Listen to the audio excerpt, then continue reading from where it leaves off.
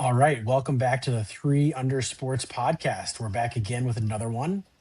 I'm your host, Julian. I'm joined, as always, by my buddies Shenron and Josh.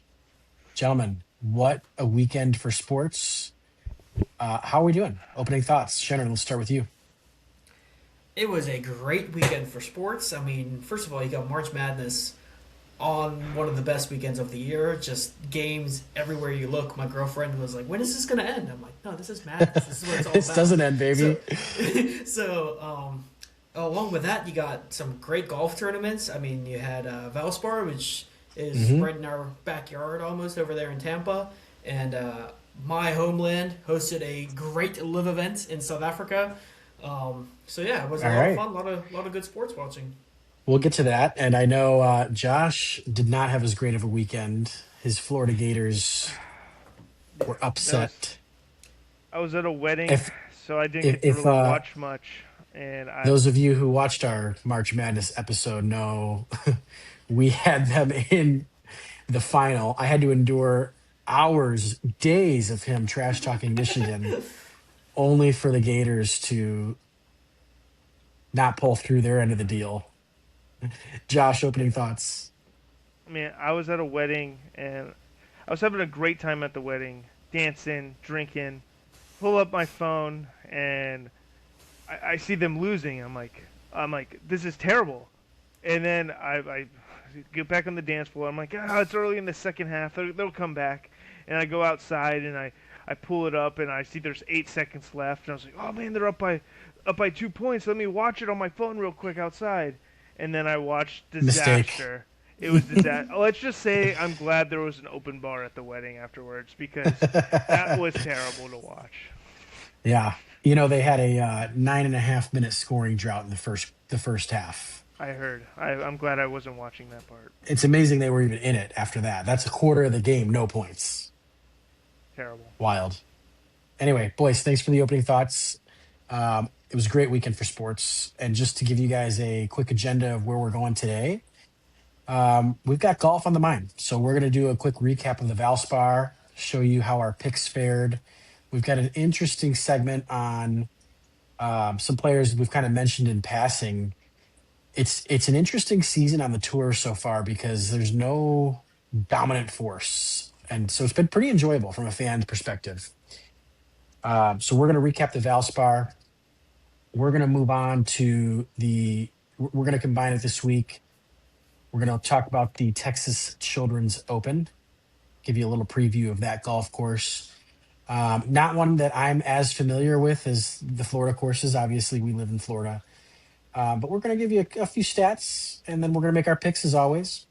And we are going to dabble in live golf at the end.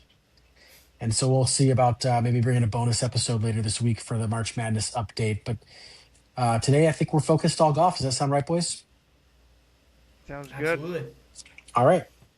Well, let's get right into it. The Valspar, or as I like to call it, the Fitzpatrick Consolation Prize. Mm, that's a good one. Josh, opening thoughts on, I know you didn't get to watch as much of it, but I know you saw some highlights. Um, Opening thoughts on the Valspar. What surprised me the most, a little bit, was it is a par 71, but I think it was the lowest or the highest score of all the Florida courses of total It score. was. So that was interesting. I didn't expect it to play as hard as it did. It was difficult out there. There was no rain or wind much. I don't think. I wasn't Now watching we're in a much of it, drought. We're in a but drought right now. The course was a little. The greens were quick and the firm, quick and yeah. firm. Yeah. So that was The my. course looked a little bit dead. I Yeah, would say that's probably its main defense, but I'm also with Josh there. I didn't think it looked as hard as the scores indicated. So there's probably something on the grounds that we weren't seeing. But uh, yeah. yeah, The big thing on Sunday. I mean, I watched a little bit of it on Sunday, and it was so interesting to me. It was like nobody wanted to win it until Fitzpatrick hit that putt on 18. Um, but everybody seemed to be going backwards. I mean, you had the leader at the beginning of the day was 11 under, Sung Jae, and I think he finished at like 7. Um, to be cheesy, the snake pit showed its teeth. I mean, the course definitely did not play easy on Sunday. It was pretty fascinating. It was, yeah. I was actually happy with. I like higher scores, to be honest. Yeah. So it was fun. It's no live event 26 under, but like uh, it was fun to see some. I don't even know if it was good golf, but it was just like I think it was a hard Well, fought win by Fitzpatrick. Like he it just was Yeah, hard I mean, fought. Julian, like you said, it did seem like nobody was really trying to win it. I mean, Sungjae gave it back. Nobody really made a run. But Everybody gave shots back towards the end. Fitzpatrick had a bogey-free weekend. He didn't make a bogey on Saturday or Sunday, so he was really the only one out there. I will say his putting also let him down a little bit. He could have been running away with it. He missed a lot of For sure. five, seven, eight That's footers true. that he could have won by a mile if if he was just And those putting are putts halfway we're used decent. to seeing him make. 100%. not this Yeah. season, but in Well, previous seasons. Hmm. to kind of the same point here, boys. What was nice for me, we talked about it last week that the Valspar is sometimes like a letdown after the players, like nobody really watches, and we actually had a pretty strong field. Fitzpatrick is a great champion. I've kind of turned my tune on him. I wasn't always his biggest fan, but how he handled, I think, coming second at the players, mad props to him. But on the flip side of the And playing strong, the next week, that was I yeah, like A that. bounce back win crazy, that quickly huge after props. losing one of his biggest events. He was Yeah, a major champion, but that would have been also right up there on his biggest wins of the year, and then bouncing back for with a win sure. right away. It's impressive. Yeah. Yeah, but to my point, what I was going to kind of get to here is we had a strong field, but we also got to see some players we don't see as often who have some good game. I mean, I was watching on It Sunday was fun to thinking see. you forget these guys exist sometimes, right? Lipsky, he's actually a pretty good player. Like he's had some good showings over the years. Who finished third? Jordan Smith. I've seen his name a few times. Again, these are just guys that you don't I think always he's think more of a of. Jordan Smith has always been more of a DP World guy, Yeah, right? DP. Yeah, Yeah, he's he's a English. Euro guy. He got the promotion to PGA this year, but he's had a pretty solid start of the year so far. Tied fourth, you have the guys you guys talked about him a couple weeks ago, Penge. Yeah, We He was saw tracking in upward. a a backdoor strong showing I from will a Xander, lot of these say, guys. I will say, backdoor Marco by Pence. Xander, top five. I Yeah, I saw a lot of Marco Pence shots this week, and I was impressed. That guy's swing is solid. He yeah, hits it a mile, which we all knew, but he hits it so high. His swing effortless. is smooth. It's very impressive. Yeah. So it was kind of one of those things like where Josh was saying like Scotty's not in the field, it can give everybody else a chance, and it was just kind of like as a fan of golf, it was refreshing a little bit. Now, I know we got a champion we've seen before, but dang, he deserved it, right? That putt on 18 was It complete was. nuttage. It was cool to see. Um, so It I was would venture to say it really wasn't much of a hangover after the players. It was fun. even though like the storylines for the whole Florida swing was people giving up the leads on the last day. Hmm. Did give up the lead, but it happened pretty Good point. early. It Hmm. happened pretty early for M, and he really didn't have it on Sunday. So it was nice to Or see, Saturday. or Saturday, yes, He had it to 13 under at one point, I think. yeah, and it was just refreshing to see somebody just make a putt on 18 to win. So that Yeah, was nice. no doubt. One quick thing I wanted to mention here too, gents. We've talked a lot about a couple players that I think for the most part we were pretty high on, and I'll just call this what it is: surprise miscuts. Right? I kind of wrote down just a quick list of players we've talked about, but you've got Austin Smotherman. Now I know his wife was just about due, so maybe we give him a pass. But I expected big things from him this weekend. Um, Hmm. I embarrassingly was amazingly high on Lucas Glover last week, and he was like one of the worst in the field. Oh yeah, I Victor saw that Hovland, coming. I was high on him too. I think I picked him to win. I had Fade Hovland. I You did. watched him I know. all day, all week at the Players, and I knew he was not ready. We talked about Luke Clanton. We wanted him to kind of Oh show up again. yeah, To especially hit after a top Thigala. a top three at Puerto Rico, and then Clanton does this. I think he made Yeah. one birdie in like 12 bogeys. Like terrible. You had Thigala miss the cut as well. And then kind of to round out my list is Ben Griffin. Yep. I mean, these are guys who have either been hot or we are expecting to kind of get on a run. Um, Man, this golf course really exposed how fickle golf can be, right? Yep. One thing I want to throw at you guys: three names that missed the cut this week. You have Wyndham Clark, you have Ben Griffin, and JJ Spawn. All I players, had something on Spawn too. Yeah. yeah, all players that have had like a good year. Wyndham Clark Hmm. won a few years ago. JJ Spawn last year and Ben Griffin last year. Like, are just some of these guys one-hit wonders? Like 1 year they just have it for the whole year, and then are they just like middle of the pack PGA pros, and they were hot for a year? Like, what's your thoughts on that? I mean, Wyndham Clark is one of the guys who struggled for a long time, actually, and then Hmm. broke out and competed at the Players. Obviously, is a major champion now. But before that, he was always kind of a middle of the pack PGA player, and It's like now where it he is seems like now.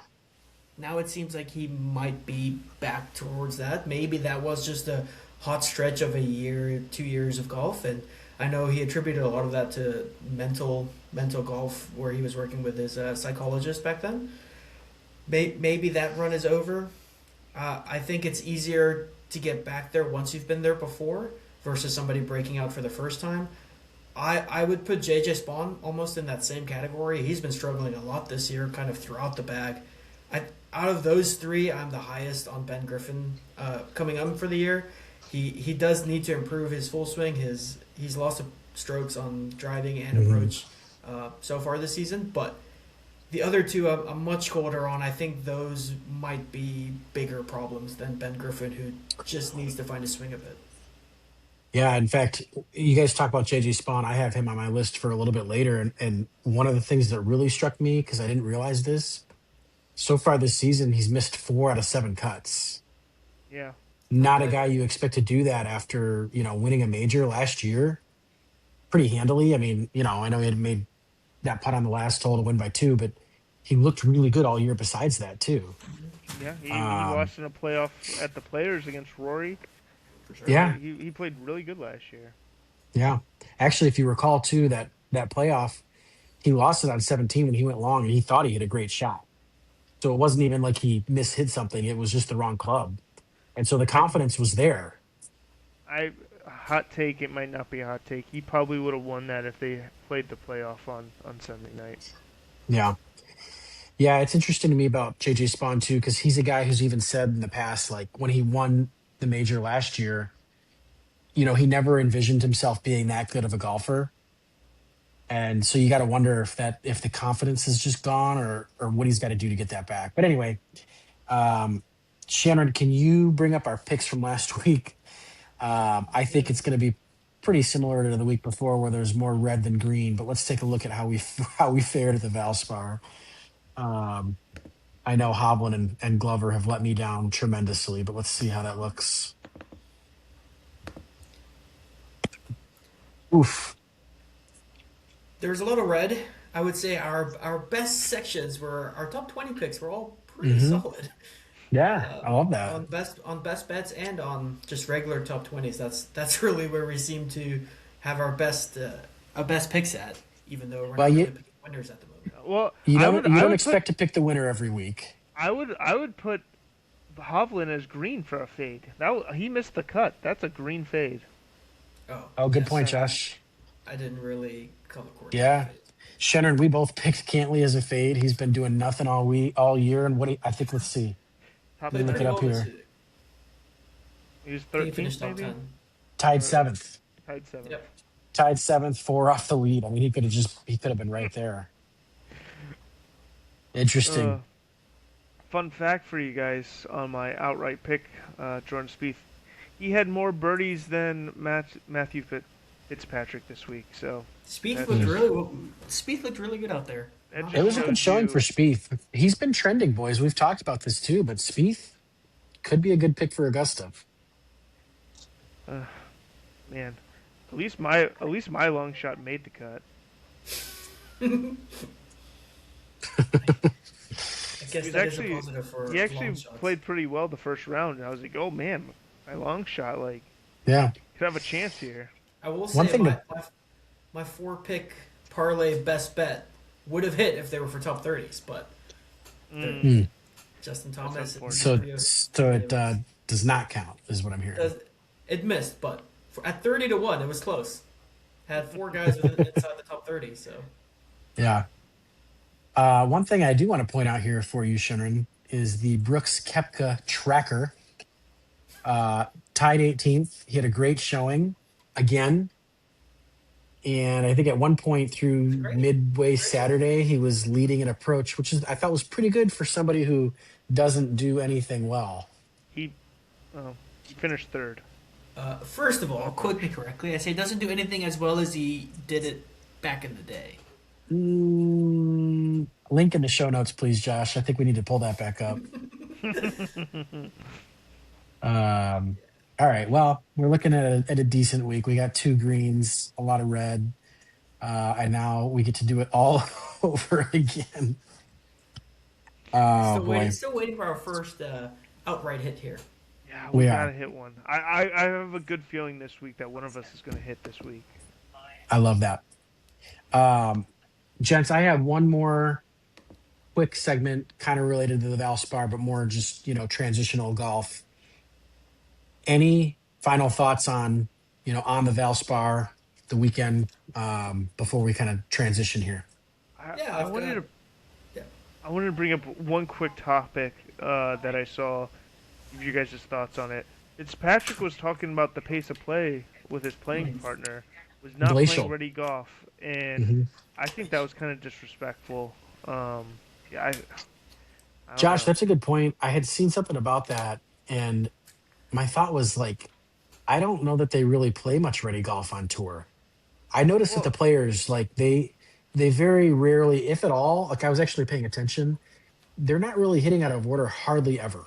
I wouldn't say ready golf, per se of like the order. I think Fitzpatrick was complaining about like he would hit his shot, or the other guy was out and he wasn't ready to play. Mm. Like he was just standing around watching him, and it didn't look like he was getting prepared for a shot. So that is Well, kind I of think you're leading the tournament and your playing partner is kind of sabotaging you a little bit. That seems. yeah. I don't Well, know and if this it has was. been I thought you this would has been a be topic harsher on on that, tour. Josh. What was that? I thought you would be harsher on that as one of the fastest players I know. I I thought you'd be am. on Fitzy's side here. I am on Fitzy's side. He I, is. like I I just step up and hit it. Like 140, grab my pitching wedge, grab my nine You you iron. you almost go too fast. It's like Yeah, sometimes you think you need to slow down a little bit because then it I compounds. I That's what we saw from Oberg at the Players, by the way. He I can went tell too you fast, and the fastest players on tour, threesome, me, Brooks, and Ludwig. We would get through an 18 so fast. well, they would anyway. Hey, chill, chill, chill. No, that's a good point, Josh. I noticed it was slow. I feel like that has to be a topic of concern for the tour, at least a little bit. I know they kind of give these guys warnings, but they're not giving them strokes. What's a warning really do, right? Like if I'm playing a little slow, just kind of my pace, if I'm Patrick Cantley taking my time, they're like, hey, we need you to speed it up. Like, or what? It's like kind of like the guy who's already put their 2 weeks in. What are you gonna fire me? Like, I think there's got to be, if they really want it to be an issue that they're going to hammer hard, they got to start giving guys penalties. Shannon, your or thoughts on that? or fines like other leagues do. What if they just That could be find them? actually that might be a good solution, Josh, because then you don't Yeah, have the it affected the results, but it affected the payout. That's a good thought. yeah. It's interesting because I think for the most part this isn't really an issue on tour. I think a lot of guys walk really fast to make up for it. But do you feel But like it comes up? I mean, I feel like every year we hear about it a few times. I think there are definitely a few players, especially someone who, as Fitz was complaining about ADS as his nickname since his name is so long. He's a young player coming from the Corn Ferry Tour. It's kind of his first time in contention on the PGA Tour. I think he might have been really nervous considering he blocked his first ball 50 yards out of bounds. Two Made triples two on triples Sunday. on two par fives. I think he was probably very nervous and taking too long. I don't know. I'm just speaking out of conjecture here, but there was probably more around him just being slow, overthinking everything. Yeah. But yeah, that's not really fair to your playing competitors. I don't Let know. me phrase it I this way, don't think though. this is that big an issue on the PGA Tour. When you're playing in two sims, pace is usually moving. The main time when it slows down is when there's a big ruling. I don't Yeah, think there's that many that's slow fair. players on tour. Something to keep an eye on then. I think I don't know. I haven't noticed it too often either. I just think it seems to come up a couple times a year. Historically, recently, it's been Patrick Cantley, and he hasn't been as relevant. So maybe if he goes away, the issue goes away. I don't know. That's But you true. know, there's always a Cantley, right? Before He's him, the it was main Ben finger to point Crane. at, Yeah, yeah. So who knows? I don't know. Harmon. or Interesting the thought. Brian Harmon waggles. Yeah, yeah. We counted him at Bay Hill a few times a couple weeks ago. Yeah, that was good, Josh. Thanks for that. Shannon, anything else before we move on to one last Valspar segment here? Yeah, I mean, I got a few guess the player options on Shan's stat segment again. If you guys want to just see who excelled in what areas at the All Valspar right, before we move on. let's pull that up, and then we got one more thing to wrap it up, and then we'll look forward to the Texas Children's Houston Open. That's a crazy name. Yeah, they may need to abbreviate that a little bit. All right, we have a multiple choice option here. Mm. We have stats for off the tee approach, around the green, and putting. And I want you to guess which player accommodates which set of stats. Well, I know Brooks is the one on the right because Josh spoiled that third and approach. Sorry, I know my stats sometimes. Yeah. I can I know all three of these. Who's the Okay. guy on the Well. right? Is that Bridgman? Yeah, Yeah, yeah, that's that is Bridgman. Bridgman. I'm gonna say he was probably the best putter. Is he the middle guy, and then Spieth is on the left? I would agree with that. Just but also the around the green. I think I watched Bridgman double from. He chipped it like he got a fried egg in the bunker. It was probably one of the worst lies I've ever seen in my life, and it took him a few to get out of the bunker. So he probably lost a lot of shots on just that hole alone. I think that was on Saturday, or was it Friday? I think it was Friday. So I would go, yep, just that Yeah. order. Well, Josh Nailed pretty it. much nailed it with his To be breakdown fair, there. that would have been my guess on that anyway. I watched enough of Brooks this weekend to know he was striping it. Brooks was in there really well. I think Spieth's approach is really coming into form. This is really the third straight event where he's gained over a shot per round on approach, and I think that's very impressive. Once we know he's kind of a natural putter when he was in his prime, and now gaining strokes putting again with a good swing. I think Spieth is definitely one to watch out for, considering he's always been good around the green as well. Mhm. Yeah, the one thing here about Jacob Bridgman definitely had that one hole where it probably cost him a couple of those negative 2.6 around the green. But besides that, it was very solid. Didn't quite gain 10 strokes putting again like he always does, but that kind of led to the kind of middle of the range finish for him as a tied 18th, I think, somewhere around there. And Brooks, yeah, like we said, his irons are hot right now. His off the tee, he was a little bit lost, it seemed like, and but his putter was there. That's kind of what's been missing the last couple of weeks. So Mhm. Not sure exactly how these stats correlate, but sometimes I'm seeing Brooks like way out in the trees.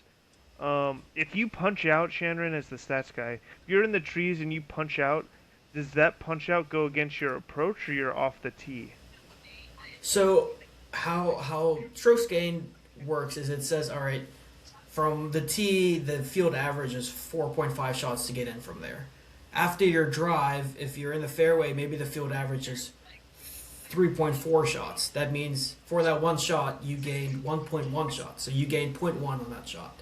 So they have a section called recovery, and recovery, I don't actually know. I think it might not affect much. I think it would affect off the tee because you had to recover coming out of it. It wouldn't necessarily affect approach. So I would say that comes off the tee as, all right, well, you hit a drive, say the hole is 4.5 average. Now you have a 4 average from the middle of the trees because you had to punch out, so you lost 0.5 off that tee shot. And just looking at these stats, if you told me Brooks was 26th in putting and third in approach, I probably would have thought he won For Yeah. because sure. he has been chipping pretty well, and I think that might have let him down this week. And just off the tee, not really hitting the driver really well either. But I Yeah. mean, I hate to say it, but it's kind of like you guys are saying that now there's his irons are still on, his chipping and driving haven't been really what's letting him down. The putting has been what's letting him down. But now it almost just seems like you need to time it up on the right week, and he'll have Yeah. a chance to win. So, hate to say it, but he kind of is trending in the right direction. I don't think it's gonna happen. It's just Watch a out trend. at Augusta, baby. No, not a chance. Um, All right, next page we that got was here. great. This guy was. We have two of these where you have a blank guess. Kind of, both of them were towards the top of the leaderboard, big names, just to kind of show you how they were playing. Hmm. Kind of solid all around. One of the bigger names. One of the bigger names I would Is this bombs it off the Fitzpatrick? tee. No, No. no, not Fitzpatrick. He would be like first. I would probably who bomb was it Woodland? Gary Woodland? He bombs it off the tee. Penge? Marco Hmm. Penge. I This thought is like a. that surprises me. Oh, it's these stats, but this just shows his off the tee was really what his strong suit is at one shot around, and that's really what he's been doing lately. I think that's going to be a great indicator for this week as a spoiler alert. But Marco Penge is kind of breaking out here on the PGA Tour after winning 3 times on the DP World Tour last year. That surprises me that you can finish fourth and you can have like two metrics outside the top 30 and 150th. Mm-hmm. Like, kind of crazy. It's true. Well, and you'd think too, if you were going to finish with one of them being the best, you'd think it would be putting. At least I Yeah. would. Yeah. A Interesting. lot Let's of go the next guys, one, a lot Shani. of the guys at the top of the leaderboard were hot with the putter this week. All right, we've got one more here. Also a big name. Xander. Yeah. Correct. This is Xander. Xander had 5 strokes gained on approach, so his swing is hot. Putter, I think he's just kind of all around right now. I think he's. The one thing I found interesting with all of these guys was negative chipping around the green. That's probably something to note next year for Valspar. It just shows how tough the hmm chipping was around this course. But um, yeah, this Another is. bad chipping performance from Xander, though. It just seems like No toe all of the shanks, though. guys who were playing well. But the one more I'll have here is as we kind of wrap up Valspar is how well Fitzpatrick has been playing this year. And in 2026, he's been gaining almost a shot per round off the tee, which is half a shot better than his uh, Wow. baseline in 2026 relative to his last 3 years prior to that. He is definitely hitting his swinging the irons the best he's ever hit it in his life. He's almost 1 shot per round. That's 4 shots a tournament better than he has been the previous 3 years. Now remember, this is a major champion we're talking about in the last 3 years. So the fact that he's swinging it just almost 1.5 shots, that's 6 shots an event better so far to start the year is very impressive. And as Josh noted earlier, his putting's actually been quiet this year. And hmm if he gets back to his baseline of half a stroke, gaining half a stroke with a putter while swinging it this well, I mean, that then you're looking at a Scotty Scheffler skier, really, if I do say so. Wow. Bold statement there, Shani. Yeah, if we see that Interesting. putter get hot, he can win multiple times this year. 100%. Yeah. Thanks for All the right. Well, to breakdown. wrap up our segment on the last week, let's do a quick round robin here. Josh, let's start with you. Give me one player on your stock up list and one player on your stock down list. Let's keep these tight, but just give us a quick justification. Go ahead. Oh, stock up. I think Xander. Xander, I think coming into the year, Xander was an unknown because he played so bad last year, and I think after another strong approach performance, I think my stock is trending up with him. I think I'll trust him a little bit more now. And my stock down, it has to be. It just has to be Ben Griffin. Like he's missed like the last three cuts, and like his Yeah, last week I was like, oh, like if he misses a cut, blah blah blah. I think it's time to just like it's rip the becoming a band-aid trend. off. Yeah. Yeah, At first I thought it was an anomaly, but now it's a trend. I would agree with that. yeah. Shannon, one guy on each for you. Quick justification. Go. I think the guy I just mentioned here, Fitzpatrick, it's like you said, the mental fortitude he had to bounce back after kind of a sad loss there at the Players to just win, and just how much better he's playing this year than he has in the last 3 years. I think it's impressive. I think he's coming into that upper echelon of just guys who you should be scared of when you see his name at the top of the leaderboard. Yeah, stock down. Stock down. We mentioned a few of them earlier. I think you gave a good list there earlier, Jules, with Ben Griffin. I thought Sahith was going to be a good bounce back this Mm. week, and I was wrong there. So I'm probably going to put my stock down in him. Last year, Wow. Okay. Sahith was a cold player in 2025. He struggled. And it was looking like he was finding his form again, like 2024. But I don't know. I'm hoping this isn't the start of another cold streak for him. But now it's trending that way. It's trending. Trending. Yeah. Yeah, and it's amazing how fast in golf trends can reverse, right? We've seen it. All of a sudden, some guy wins out of nowhere. You haven't seen him in a long time. I talked about Lucas Glover last week. He had those two wins 2 years ago, and it's like where did this come from? So tides can change quickly, but It all we can seems do is that way base our this year. guesses off. Yeah, yeah, but all we can do is guess off of what's recent, right? So I like both of those. Yeah, my list isn't too different. My stock up. I had Xander. I think the players round on Saturday is where he lost it. I think if really the middle part of that round on Saturday, if that was any different, I think he probably won away with the title. And then this week, obviously found really nice form on Sunday. This has been several weeks in a row now where we're seeing his name down the stretch. This is a guy who won two majors 2 years ago.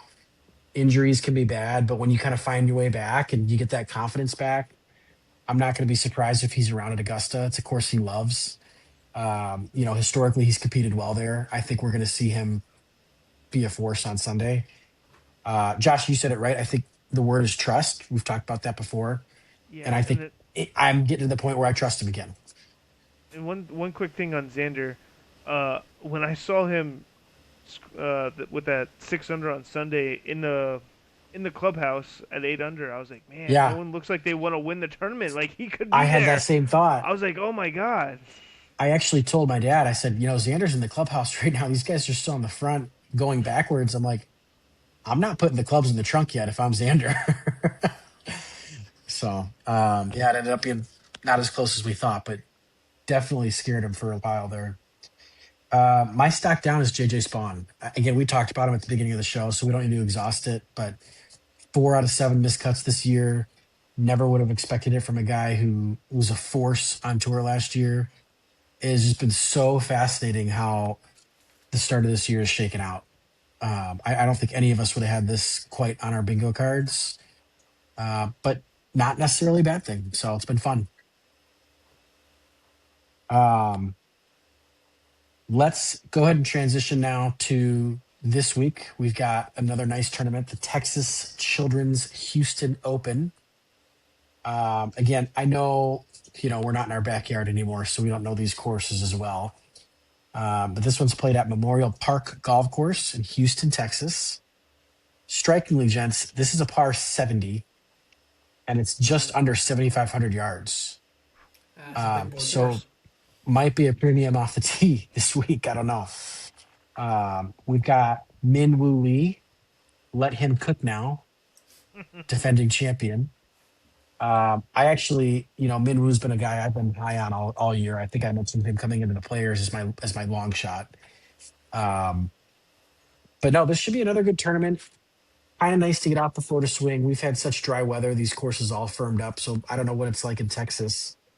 Um, but again, another decent field. What are we excited about this week, Shannon? Let's start with you. Yeah, I think it's a little bit. different than the Florida swing. I think there's a few guys probably that have been playing well in Florida, and a few that probably aren't as used to Bermuda, don't like Bermuda as well. That might be a bounce back candidates now that the Florida swing is over. But it's a different type of course. This is definitely a bomber's paradise. Uh, it's a long course. You can have a lot of long irons in.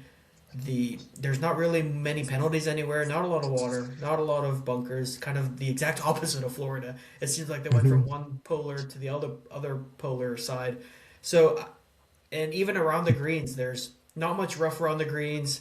There's going to be a lot of chips from the fairway. I think it's a whole different type of golf. So there's definitely guys that I think that if they were struggling in Florida but they were playing well before then, I think that this could be a good trend for uh, a trend swap spot for them. Yeah, I like that. I like that. It's well put. Josh, any other thoughts on that? I mean, Shinner summed it up pretty well there, but He did sum it up really well, so I'm not gonna even mention anything about this.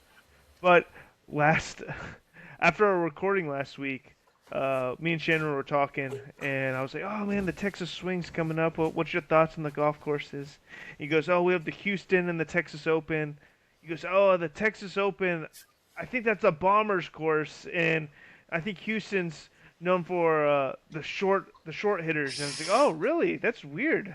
He was like, "Yeah, yeah, that's what I read about." And he goes, "I was like, oh, that's weird because at Houston, Minwoo Lee won last year, and at Valero, Brian Harmon won last year. So I think that might have been a little bit opposite. Yeah, all He, right. I he, remember I think them. you I may have had swapped those them in my backwards there, memory. buddy. he did have them Swapped them in my backwards. memory. I remember one of them was short, one of them was for long hitters, and It I was swapped them. so that was a little Yeah. good laugh there. It's But funny that we're talking about Minwoo Lee as the long hitters. I mean, the dude's 4 feet tall and weighs as much as my pinky, but kills the ball. yeah, He's a so I'm big boy. excited to see That some. ball speed's crazy. He is I'm just so excited to see fast. the desert golf in Yeah. Texas. A lot of drive. The ball is gonna. Uh, it'll be perfect for me. I hit it so low. I'll get so much roll out there. So hmm it'll be great. Fun to watch. Interesting to me, if you guys have had a chance to look at the field this week, you've got Scotty's back in action. Um, Josh, you mentioned this recently, but it was nice when he wasn't in the field because the odds seemed to even out a little bit. Yep. The flip side of that is, hey, if you're not going to pick Scotty, you're going to get somebody else at a pretty dang good value. True. If you've had a chance to look at the odds list, Scotty leads it, of course. He's plus 350, but then number two is the defending champ, almost 4 times worse at 14 to 1, Minwoo Lee. Actually, exactly 4 times worse. Um, and then you've got a slew of guys. It's actually a pretty decent field. And then we pretty quickly come to the territory of guys we haven't heard in a while. I think this is going to be another similar leaderboard to kind of what we saw at the Valspar, where there's going to be some names that obviously aren't surprising. And then we're going to see some younger guys or some guys who haven't surfaced in a while kind of creep back up the leaderboard. So it should be fun. Should be a lot of fun. Agree. Um, let's go ahead and jump into our picks. And hopefully this week we can light it up with a Let's little get bit some more green on the board. green. Um, If nothing else, we need to Julian, get an who do you outright think's going. gonna win this week? oh, you want to start with me? Okay. Yeah, let's start with you. You know what? I feel like this is almost a little bit of a cop out. Well, maybe not totally because I didn't pick Scotty. I think we're going to see Chris Goddard up this week. Mm, It seems like from the research I did that this course can fit his game pretty well. I think he had a decent showing last year. I think he finished 10 off the lead, but the winner was 20 under. So he was kind of there, you know. I think he's going to bomb this thing all over the place. I think he's in really good form right now. I think we're going to see Goddard up either winner or be close on Sunday. I Well, can see it. I can see it happen. I also have Chris Giddy up for the win this week. Oh man. I think All right. this course suits him perfectly. Watched a few of his shots at Bay Hill, and he just nukes it. I was also He most of my does. picks are going for the long boy hitters here, and Yeah. he just hits it. His swing is on point when it's long. The one thing I like for an outright here is I like guys who can win. And Corey Connors, for instance, is not one of those guys. He's a guy who's going to rack up your top 20s. But Chris Goddard, when he's in contention, he wins. He's a killer when he's up in in the top five, then he tends to have that knack to close out tournaments, and that's what I'm looking for in and out right here. Love that. Josh, I who do could you have see winning? mm, this might be a cop out. But Scotty's going to get back in the winner's circle this week. Okay. He is going. It's a Texas course. He's from Texas. It's an open course. He's not going to be as scared to hit the driver this week. I think. I think this is a perfect Yeah. get Scotty back on track course. I think it's a I agree perfect with that, course for Josh. this.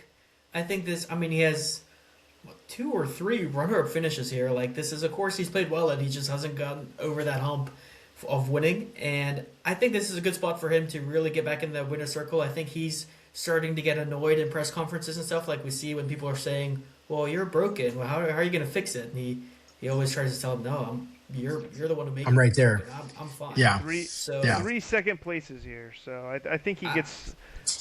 I think he gets over the hump this week. I think It might not he's. be as good as value, but We, a win's a we, win. we're probably A just win's a trying to win. find wins on the board here, considering Yes. we're picking all Trying to three get like, greens. top 3 odds boards. But Trying to get greens here. yeah, Josh, let's keep it with you here. Who's your top 10 this week? Ooh, top 10 this week. Picking a guy that needs a top 10. He needs a top 5 to qualify for the Masters, and I think he's going to be up there in contention, and that's Ricky Fowler. Ricky I love Fowler it. needs a top 5 to get into the top 50 in the world to qualify for the Masters, so I think we see him up there on the top of the leaderboard this week. I would love to see it. I think golf is better if he's playing at the Masters, so that's what I'm rooting for. I love that. I love I that. agree. Question on that: why do you think he didn't play last week as he was trying to make a push for the Masters? Maybe he felt more comfortable at this course, so he didn't want. He has played a lot this year. I think he might have Mhm. needed just a week off, and I think he knew that he needed a good finish. So I think he was saving his energy to Just just rather get put that all his one eggs good in one finish. basket and get ready for it.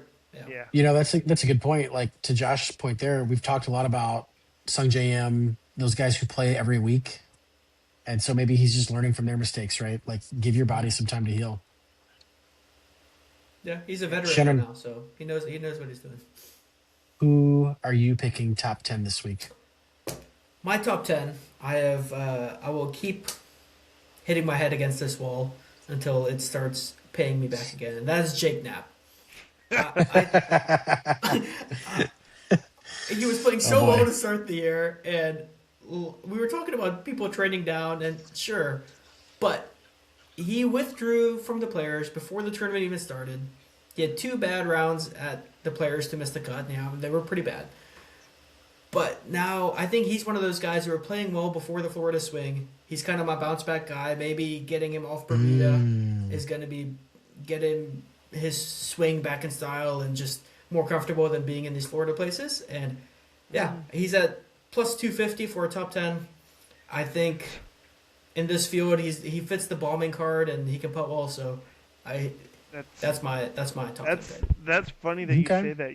You wanted him to get off the Florida swing because I remember a few weeks ago Shannon was like, "We got to keep Jake Knapp in our one and done That's exactly for what I said. PGA Mr. National. Mr. We need him for the 59. Florida swing." He was like all about Jake Knapp in the Florida swing. Now he's Yeah. like, "Get out of Florida, get him out of here." So that's kind of funny. Get him Hey. back out of Florida. Golf can be fickle, and so can being a fan of golf. Yeah. My top 10 this week, Shannon, you're going to love this. Mr. Brooks Koepka. I think we're going to see a continuation of a ball striking masterclass. Josh said it right. The course is a little more open. I think he's going to continue to putt well. He seems to be getting more comfortable with that putter. Shoot, I mean, if Goddard doesn't win, we might be looking at a Brooksy return to glory He does this have a top week. 5 here. So we'll see. Shanny, give us your top 20. My top 20 is another man who I picked and got burned on his withdrawal, much like Jake Knapp, was Ryan Fox. I think Ryan Fox is still a great player. He hits it a mile, and kidney stones are out. He's ready to go now. We know He's this. played here twice before, came 15th last year. I think as a top 20, he's a good bet playing well before he got hurt. And I will say, the kidney stones tend not to bring people down for as long. I did some background research, and Louis Oosthuizen had his kidney stones removed in 2019 on a Thursday morning before a tournament and shot 63 the same day. Now, I'm not saying Ryan So why didn't Fox. Foxy play? That's what I'm saying. I'm not gonna hold him back for like taking the week off. Not everyone can be Louis Oosthuizen, but I don't think it's gonna bother him. I think he's gonna get back into form here coming back. I could just You're nothing imagine. if not consistent. I can just imagine Shannon like on Thursday night after Fox withdrew. He's laying in his bed. He's like, God, who else has had kidney stones removed? I need to know this. And then of course it's a South African. He's like, oh man, what did he That's shoot? Did he play podcast that worthy. week? Yeah. He's been waiting for this. He's been waiting to It's pick exactly Fox. that's exactly how it went. I've been saving it. I'm not gonna lie. And now it's the time to pull it out. Ryan Fox is back. All right. Top 20. All right. Josh, who's your top 20? I have a guy that bombs the ball. We need a bomber out here for a top 20. A young guy that's up and coming. We've talked about him a lot on this show. That's Thor. Thor is going to have a top 20. He's been Okay. playing well this year, so I think that trend continues. I thought you were going to say Penge. No, I thought you were leading up to Penge too. no, Interesting. I Yeah. like Thor. Thor bombs it. Okay. Every time he's played this year, Thor's been up there. Penge has burned me. I'm not as forgiving as Shannon is. Penge will never be on my board again. He probably He's going to win this week. He's going to win this week. Yes, he's gonna win this week. Oh man. That's so funny. I like that pick, Josh. I think Thor Bjornsson is a great young player. Again, we've talked about him before, but yeah, I could see him winning this week. I think that's a good pick. My top 20, this one was just to appease you guys a little bit. I know this is a player you both have been high on, but I'm going Ricky Castillo. And I Interesting. know neither of you saw Yeah. that coming. No, I did no, not see that not at coming. all. Again, right? This is how we learn of these young players is you just kind of keep seeing their names and then all of a sudden they have a couple of really nice finishes and you're like, well, shoot, he's in form. You never know what could happen. Lightning in a bottle could Yeah. win. You never know. Guy clearly has game, so we'll see how it works out. I'm surprised Shannon didn't bring up his old college rival that was up at the top of the leaderboard a lot this weekend. Mr. Now, let me ask you Chandler this. Now, Blanchet. say his name. How do you I actually have- say it? The announcers are say Blanchet. We always called him Blanchett in college, so I don't He know. didn't Maybe look French to me. disrespecting him to his face, but Well, his name's not like Pierre. Is he French? not that I know. To me, that's just Blanchett. I've played with him a few times in college, and I mean, we always referred to him as Chandler Blanchett. So, hey, who knows? Maybe we were just insulting him, and that's why he doesn't talk to us anymore. But I'm sure that's why. yeah, that's why. All right, Josh, let's start with you here for your long shot winner. Everyone's a long shot compared to Scotty, but I think my long shot is a previous winner at this course. He's a bomber. He had a top 10 last week. He hasn't been playing super well, but he might be trending, and that's Steven Yeager. It's a good. Okay. That's a long shot, 75 to 1. I think it has some good value as he's won here before, so Fair. I expect to see him close to the leaderboard. He's one of the better horses for courses here. He's had a couple Yep. good results, including the win. Yep. Shanny, long shot winner. I'm going to be at that same odds range at 75 to 1. My pick is not a past winner on the PGA Tour, though, but it is on the same trend as Jake Knapp, where I'm saying somebody who was playing really well to start the year, but struggled in the Withdrew. Florida swing. Nope, it did not withdraw. And that's Pearson Coody. I think Pearson Coody hits it a long Okay. way. He's a big hitter. He started the year with 5 of 6 top 20s in the first 6 events of the year that he played. So he was playing very well, struggled in the Florida swing, getting back off Bermuda. He lives in Texas, so he's used to these Texas courses. I think Pearson Coody is a pretty good bet here at 75 to 1 as a long shot. I think I got Shannon on the Pearson Coody You wave. did. The start of the season, I kept on throwing his name at him. I'm like, this guy's gonna win this year. This guy's a rookie. He's gonna win this year. hundred I don't percent. even think Shannon even heard of him before. Before the season, Josh was on him, and then eventually I was like, "Well, this guy's pretty good." I think that was a good push there, Josh. I knew he was good too. He's got a twin brother, right? Parker. I do think he has a brother that's not as good. Yeah, they're twins. Oh, They were nice. pretty good collegiate players. Is that taking I their actually, Hogard? I, no, I thought about taking him too, Shanny. 75 to 1 is good value for him. I I actually went thought with that was Seven. the somebody segue. else. That would have been He's very impressive. Hogard is in 70 to 1. No, not. I'm not talking about Oh, Hoygaard. I said I was okay. almost going to pick Cootie. Okay. Yeah. Um, I actually like the player I picked more than either of the guys you picked, and I got It's technically worse usually odds, it's more usually how value it here. goes. Um, This is gonna be I like terrible. Gary Woodland here. Oh, okay. I don't mind that. I love Gary Woodland here. I think This 100 to 1 was disrespectful. this is a He Gary played Woodland. great last week. Mhm. He's a bomber. I think he's kind of getting, he's talked recently a lot about the headspace he's been in since coming back from the brain surgery. And I think, when you're going through something like that, it's really hard when nobody else knows. And now that he's kind of, he's opening up a little bit about it, you can see he's having fun on the course a little bit more. I watched him quite a bit last week when they showed him, which was a lot, kind of on the weekend. But he was smiling. I mean, it looked more like the guy who won the U.S. Open a couple years ago, and not so much like, you know, I'm coming back because people expect me to come back, um, and they want me here. But like, he seemed like he was enjoying it. And honestly, could it happen to a better guy? I think we all love Gary Woodland. I'd love to see him win this week as a 100 to 1 long shot. I think if he's ever going to win on tour again, it's probably going to be at a course just like this one. So I don't mind that. I think everybody in the whole golf world would love that story. It's What a story, right? Wouldn't that for just be sure, awesome? And that's what 100%. sports is all about. What you know how well he plays out here, Julian? I feel like when I I know he looked has a at few good last year's finishes results, here. it was decent. Tell me, Second place last year in a few top tens. disrespectful. 100 to 1 is disrespectful. Yeah, I love Gary Woodland out here. I think he's going to be a force. Of course, I said I love Glover last week, and he was horrible. So who knows? But 62 last um, year on the final yeah, day. Who are love you that. fading there, Jules? Coming off a long shot. My fade. I don't think you guys are going to disagree with this one too much. I'm going Sam Burns. The guy has not really done much to impress me this year. To be clear, I love the guy. I want him to be good. Um, it's just he's not flashed anything very well to me. I just don't see him being there this weekend. He's my player to fade, and I think he's pretty high up on the odds list too, which was surprising to me.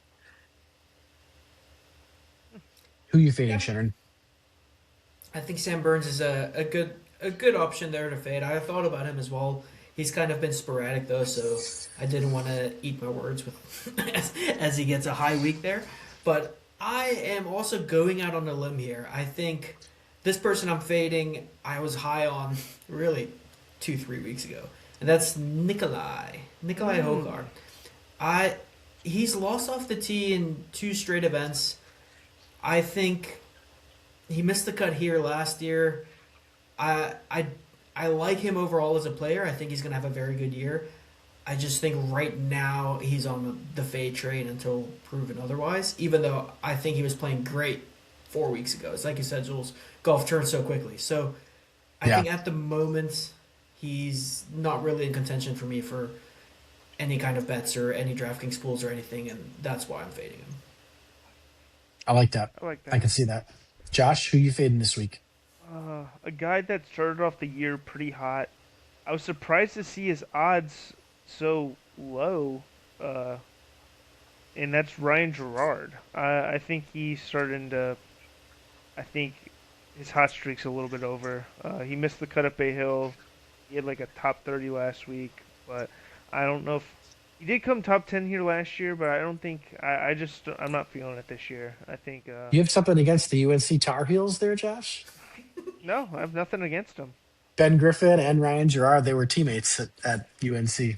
Well, they they'll be watching March Madness from their couches this weekend. So, Just like UNC. Oh uh, man. so Yeah, Yeah, I I think that's a mean, decent one. Brian Gerard lives and dies by the putter. When he was playing well to start the year, his putter was very hot, and that was after a year where it was very cold. So some regression to the mean, as Julian would like to say here, is probably what's causing that fade there, Josh. Yeah. All right, let's wrap this up with best bet of the week. Round robin, quick this. Let's go, Sharon. My best bet of the week. I already loved all the bets that I said earlier, but I am going to do something different here and say my best bet of the week is Kurt Kitayama top 20 at Wow. plus 160. I think he is a little guy who hits it a mile. He definitely has enough distance here to compete. He's Yeah. had two 35th finishes here the last 2 years, but he was second at Genesis, 18th at Arnold Palmer, and I think he can definitely find form here in a field not as strong as Genesis or Arnold Palmer was. Still Yeah. a strong field, but Good point. not to signature level strength. And I wouldn't be surprised if he comes out on top here. I like that. Josh, what's your best bet of the week? hmm, it's a bet that I already have in the books. Plus 350. Best bet. It's just a Scotty win. Scotty, I think there's no way he doesn't win this Wow. week. Like, it's not a Wow. top You are 20. It's doubling not down. a top 10. It's a double down. We need a win on the board, boys, and I think Scotty's gonna give it to us. I just don't see if he's in contention this week. I don't see anybody that will beat him down the stretch. I don't see any big names that I'm like scared of if Scotty's in contention on Sunday. So Okay. We'll see. Yeah, I That know would we'll make my get son talk very about- happy. Scotty at the same odds now as he was in much stronger fields to start the year. Exactly. Mhm. So Good value. I like it. I know you might have to fight off Goddard, but I think he can. I think he can do it. Yeah. I like that. My best bet of the week, I think, is a lot more down to earth than either of yours. And I'm just going to ride the wave I had last week. I'm going to go on Brooks top 20 again. Again, we talked about Brooks as being just a kind of major machine, but I think he's at a point in his career where the off events matter more to him than they ever did in the past. He's in a nice place right now. I think he's going to finish. I actually think he's going to be a lot higher than 20, but a Brooks top 20 at plus 125 is great value. Give That's me my a best s- bet of the week. Give me a second best bet and give me Brooks top 20. I'll put down two best bets for Josh. One Scotty win, one Brooks Koepka top 20 because I wanted to do that, but I was like, man, I can't just keep doing it. But put it in, put it in. Hey, there's a reason it's the best bet, baby. These are the right. best bets are the ones you're just riding onto cash. Everything else is dabble. My best fade of the week, Brooks top 20. He is no way he's coming top 20. Okay. Brooks miscut. Put it in the books. All right. Well, we're gonna see next week when it's green and yours is all red. I feel No, that was so fun, boys. confident. I We're think. gonna see a lot of green this week. Oh I yeah, think so. this is our week. This is our week. I think we're in store for another great tournament. I think the field here is again. It's like historically the Valspar is the letdown, but it's stronger than normal. I think it's the same thing here. Like it's a pretty good field. You've got guys top to bottom that you recognize that are contenders, so it should be fun. Before we wrap up, special request by Mr. Breenan here. Plus, it's a golf podcast or at least a golf episode. We should be talking about golf. Let's talk about Live Golf South Africa. And Sharon, give us your opening thoughts on that because I know you're just dying to give us your thoughts on your home country. Yes. And This- time's up, boys. I'm just kidding. I'm just kidding. That's cold. All right. This was a great golf tournament. I woke up to watch Live Golf. I had Said no one ever. I had lots of friends and family who were at the events who said that it was an incredible vibe. And I really think that Live Golf is in a good place here. I think that it's always going to be tough when they're at different time zones. And I probably have some biasm because the TV was showing all of the South Africans' golf shots. And it was great. You have some I what? loved it. Biasm. What Some biasm? biasm. That's what I said. Does not work? I know. No, Oh, not in it this is country. now. It fit my sentence. All right. You do you, So, mate. but It's if you're Afrikaans. It's coming if you're Afrikaans. coming down to golf tournaments where Bryson and Rahm are in playoffs, and I was very sad to, I mean, when Brandon Grace didn't birdie one of the last two holes to force a playoff for the team event, I was more upset than I have been with any other golf moment this year. So I was emotionally invested in this, and I Hmm. think that Live is. I think this was a great tournament. They've already announced they're coming back to South Africa next year, which I know is great for the country, and that kind of leads me into where I think the Masters was coming from. I think Bryson and Rahm are both playing great. I think they are great options for the Masters that might be slept on because in America they just forget that Live even exists. No, I agree with that completely. I actually have kind of another take on this, Shannon, is at the beginning of the year, Liv obviously lost Brooks. We all know that. They also lost Patrick Reed, a guy who's been dominating the DP World Tour. And it was kind of like, as a fan, it's kind of one of those reflection points where you're thinking, is this like the beginning of the end? And they got a nice stay when Rom was like, I'm not going anywhere. And obviously Bryson as well. And this weekend, I think, re-legitimized their competition a little bit because you had, let's face it, right? Like if they're both on the tour, it's probably numbers 2 and 3 in the world with Bryson and Rom battling in the playoff.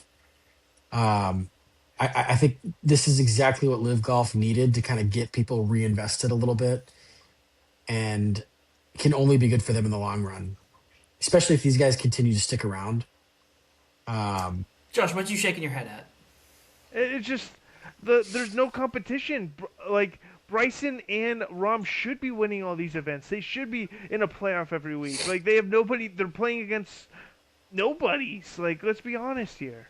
Like after all these old people, not old people, but all these washed up PGA players went over to live. Besides some of the yeah. young guns, they like Stenson, in Poulter, Kevin yeah, in Na. 5 years they're all gonna be retired, and like there's gonna be nobody You're not there. going to They're recognize anybody on Live no, anymore. It's going to be people you've no, never heard of because they're all too young. and I don't think Liv's gonna be able to pool as many PGA players after PGA started the players program and stuff and raised the money. Uh, so I think Liv's just a dying breed, and I think uh, we should enjoy it while it lasts, but I don't think it's a longevity thing. Look, I have never really been a Live hater, but watching all these players play this weekend and how great the event was, it really felt almost like a waste management feel with how the Mm. crowds were going crazy. I think it's a bunch of crap that we don't get to see all these players in the events, at least at the majors every year. I know that Trevor Immelman took over as the chairman of the official World Golf Rankings last year, and I think he's the main reason why the Live now does get ogre points and moving it into a 4 day event. He told them it had to happen, but I know that's also a philosophy that's going to double down on itself. Like as these players get more ogre points, they're going to this field's strength will get stronger and it will reward more points over and over. So I think in the short run, there might not be getting as many world ranking points as people think are viable, but as the events go on, that ranking, the amount of points handed out will get stronger and stronger. And I think there has to be. Josh says it's a weak field, but I think there has to be at least 10 players from Live at every major in order for us to see the real best in the world competing with each other. And What I'll be honestly, interested to see, Shannon, is at the next major, how many guys are in the field from Live and then where they finish. Because I well, seen the historically, like the Masters is a last little couple of different years. because of the past. Most of the players from the Masters, I think there's 11 players in the Masters right now from Live, but a lot of those are Okay. they're the ex winners and not very competitive at the moment. But you have guys No, but you have guys playing well, young guys on Live, who don't have a chance of making it. Like Dean Burmester's been playing great on Live this year. He doesn't have enough world ranking points to make it because he hasn't been playing DP World events, and I think he could compete. Like, and there's guys in the field who I don't from the PGA Tour who I don't think can compete as well as the top 10 guys on Live. Yeah, it's like I mentioned at the beginning, right? Like it's a good golf league. It's worth noting. I've never really been a hater either. In fact, I liked it at first. I've been to a live event in person, and it is a lot of fun, right? Those I guys went do to that have one fun too. It with was it. fun. It was here in Orlando, and I think a guy like Brooks did not like how loosey goosey it was. But there are things to like, right? Like they treat the caddies better than the PGA Tour does. They let them wear shorts when it's a million degrees outside. It's not quite as stringent, and at the end of the day, like that's how a lot of us play golf, right? It's not, it's not all the ooh, my caddy's giving me this yardage and there's no golf carts, and they have fun with it. Um, there's a lot of things to like. I kind of am in Josh's camp a little bit with the even if at some point you get guys on the ogre list and we don't know their name, no one's still going to care. Maybe more worldwide, but here in the US, you're not going to see guys have much of a name for themselves just because they're playing on live. Um, And I'm curious um, how weighted these events are for Live, and if we see a bunch of people start qualifying for these majors that I personally, some of them will deserve it, but like some of them might not deserve it. So like just it's a careful because, balance. it, so I'm curious what we I see looked from it that. up today. Bryson for his win got 5 points for world ranking. As a comparison, Fitzpatrick got 9 points this week for his win. But Liv is Okay. only handing out points for the top 10, I believe, and PGA that goes a little bit deeper than 10. That goes Okay. actually quite a bit deeper than 10, even though it's not a ton if you're coming outside the top 10. So that's actually a good point there, Shady. Really, they have less events than PGA Tour. Now it is all the same guys playing, but if you're a consistent top 10er on live, you're probably going to be top 100, top 50 in the world. So maybe that, Yeah, I that does mean, legitimize it a little bit. Rom and Bryson now this year have worked their way back. I think they're like 25th and 35th now, so they would have qualified in the top 50 anyways based on their world ranking now, just since they're competing and winning events at Live. But Interesting. yeah, Interesting. I, for one, have not watched much live. I just, again, I don't want to spend time watching players I don't know. But I do keep track of it pretty much every time they play because I do want to see where the players I know and like have finished. I think if you So watch we'll a Live see. event, you'll be surprised at how many players you know. No, it's true. And I again, know. it's not that I've watched none, but it's usually on when the PGA Tour's on, and that's not really much of a choice for me. Mm, I I I think we do know a lot, but they're all 40. Yeah. I'm Um, a I'm the Live hater of the podcast, so you got to yeah. have one. Well, boys, I think we could spend Boo. a lot of time talking about this. Let's just go ahead and wrap it up. I do think this is worth kind of continuing in future episodes, especially when we've got a live event. So let's make this more of a regular thing. But for now, any quick closing thoughts as we round out on 70 minutes here?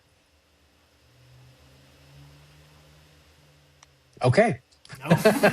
No, I was gonna let Shannon go first. Josh, go My ahead. closing thought was Live was a great event in South Africa, and it was great to see my country's sports fans really support this new event. Okay. Well said. Love And I that. agree. I don't disagree.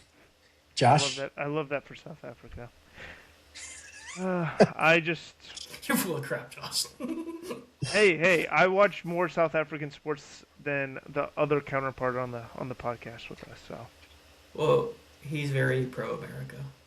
No argument there. Thank you. the I think March Madness is rigged. I don't think March Madness Here should we even be a go. thing anymore. That was ridiculous. Terrible coaching from Florida. I love Todd Golden, and oh my God, anything but a three in that final 8 seconds. Why did they Anything press but in the a three. last possession, Josh? Terrible. Well, the coach said that they were trying to foul him. They tried to press him, and he ran away from him. They were gonna foul him, make him make 2 free throws, and if he did, then they get the last shot to win it, or they go to overtime. They felt like they had the better team to win in the final 5 minutes. So It's probably true. I wouldn't have been mad if they got the foul off, but then they gave up a three, and you're like, what the hell are you doing? So that was a bad play, leaving the guy on the wing open. Let him go Yeah. down the lane. If you're gonna give him 2 points anyways, just let him lay it up. And then they didn't Yep. even get a shot off on the. That was terrible. I can go on for hours. Well, we won't do that to our listeners, but boys, this was fun. Again, I think we've got another nice week of golf in store. We've got weekend number 2 of March Madness, even though Josh won't be watching, some of us will. And our bracket is still alive, technically, because the winner is still in. Terrible. Signing out. Peace out.